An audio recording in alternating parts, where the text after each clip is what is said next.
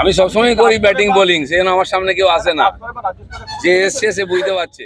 শহর বর্ধমানের তেলিপুকুর সদরঘাট ময়দানে প্রাতঃ ভ্রমণ সেরে চা চক্রে অংশগ্রহণ করে চৈত্র ছট বিহারী সম্প্রদায়ের একটি অনুষ্ঠানে যোগদান করে বর্ধমান দুর্গাপুর লোকসভা কেন্দ্রে বিজেপি প্রার্থী দিলীপ ঘোষ তিনি সেখানে অংশগ্রহণ করেন এবং ঠেকুয়া বিলিও করেন সকলের উদ্দেশ্যে।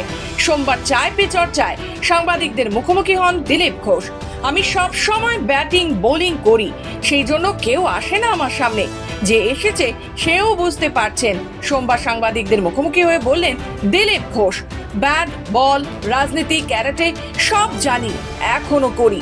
বর্ধমান দুর্গাপুর লোকসভা কেন্দ্রের তৃণমূল প্রার্থী কীর্তি আজাদের উদ্দেশ্যে বলেন, চিরদিনই উনি ফিকে, যে রিটায়ার্ড আর টায়ার্ড তার কাছ থেকে আর কি আশা করা যায়।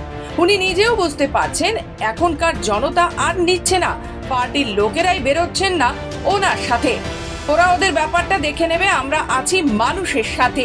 পঞ্চায়েতে বিজেপি জিততে পারে না।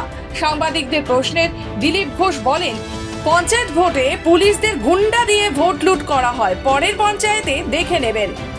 রাজনীতিও করছি, ব্যাট বল রাজনীতি ক্যারাটে সব করেছি, করি এখনো করি, সেই জন্য আমার সামনে আসতে লোক একটু ভয় পায়। রং কবে ছিল, চিরদিনই ফিকে, যে রিটায়ার্ড আর টায়ার্ড তার কাছ থেকে কি আশা করবে।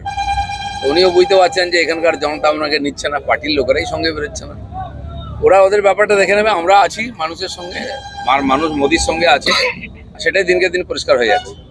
পঞ্চায়েতে এখানকার পুলিশ দিয়ে গুন্ডা দিয়ে লুট করা হয়, নেক্সট পঞ্চায়েতে দেখবেন বাড়ি থেকে বেরোতে দেবো না গুন্ডাদের। এখন দেখুন ওদের লোকজনকে ডাকতে গেলে নাচানাচি করতে হচ্ছে, মুখ্যমন্ত্রীও নাচেন, এখানকার ক্যান্ডিডেটও নাচানাচি করে লোক জমা করার ম্যাজিক করার, আর যেমন করে না রাস্তার ধারে নাচ গান নাটক করে ম্যাজিক করে লোক জমা করে, ওদের তাই করতে হচ্ছে। আর আমাদের দেখলেই লোক রাস্তায় চলে আসে, এই পার্থক্য।